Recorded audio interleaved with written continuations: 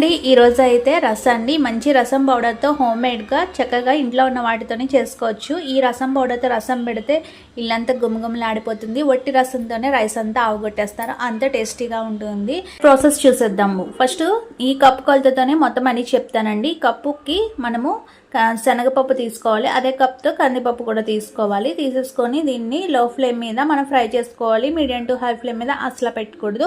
ఇలా ఫ్రై చేస్తూ ఉన్నప్పుడు మంచి అరోమా వస్తుందండి. ఆ స్మెల్ వచ్చేంత వరకు దీన్ని అయితే ఫ్రై చేసుకోవాలి. తర్వాత దీంట్లోకి ఒక కప్పు ధనియాలు కూడా వేసేసుకొని వీటితో పాటు తొందరగా ఫ్రై చేసుకోవాలి. ఎందుకంటే ఫస్ట్ వేస్తే ధనియాలు అనేది కొంచెం కలర్ అనేది డార్క్ కలర్ వస్తుంది కాబట్టి కొంచెం వేగిన తర్వాత వేసుకోవాలి. ఇప్పుడు ఇవి ఎట్లంటే పక్క తీసేసుకొని చల్లారబెట్టుకోవాలి. అదే కప్పుతో జీలకర్ర కొన్ని మిరియాలు కూడా వేస్తున్నానండి. మిరియాలు అనేది మనము ఎక్కువ వేసుకుంటే మనకి కొంచెము ఘాటుగా ఉంటుంది కాబట్టి మాత్రం వేసుకుంటే సరిపోతుంది.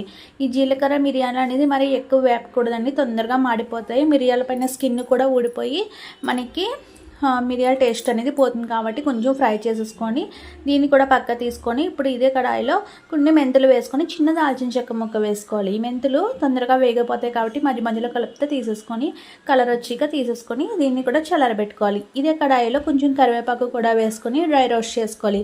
కరివేపాకు వేయడం వల్ల మంచి టేస్ట్ అనేది వస్తుంది. రసం అనేది ఇలాగా మనము ఇలా పట్టుకొని చూస్తే మన చేతిలోనే ఆ కరివేపాకు పొడిగా అయ్యేంత వరకు దీన్ని అయితే రోస్ట్ చేసుకొని పక్క తీసుకోవాలి. ఇప్పుడు ఇందులోనే ఒక 5-6 ఎండుమిర్చిని కూడా వేసుకొని డ్రై రోస్ట్ చేసేసుకొని ఇప్పుడు దీన్ని కూడా మనం తీసుకున్న ప్లేట్లోకి వేసేసుకొని మొత్తం అంతా దీన్ని అయితే చల్లారబెట్టుకోవాలి ఈ దినుసులన్నీని. ఆ తర్వాత చల్లారిన తర్వాత దీన్ని మిక్సీ జార్లో వేసుకొని చిటికెడంత పసుపు వేసుకొని మనము దీన్ని మిక్సీ పట్టుకోవాలి. అంతేనండి, రసం పౌడర్ అయితే రెడీ అయిపోయింది. ఈ రసం పౌడర్ మనము ఇలాగా చారు మరుగుతున్నప్పుడు 2 టేబుల్ స్పూన్లు వేస్తే చాలా రుచిగా ఉంటుంది, గుమగుమలాడిపోతుంది.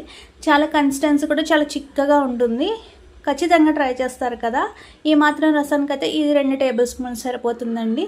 క్వాంటిటీ బట్టి మీరు టీ స్పూన్స్ అనేది పెంచుకుంటూ ఉండాలి. ఈ రసం పౌడర్ అయితే ఒక 2 నెలలు 3 నెలల వరకు ఫ్రిడ్జ్లో పెట్టకపోయినా బయట నిలివ ఉంటుంది. నచ్చితే లైక్ చేసి షేర్ చేయండి. Thanks for watching. Please subscribe.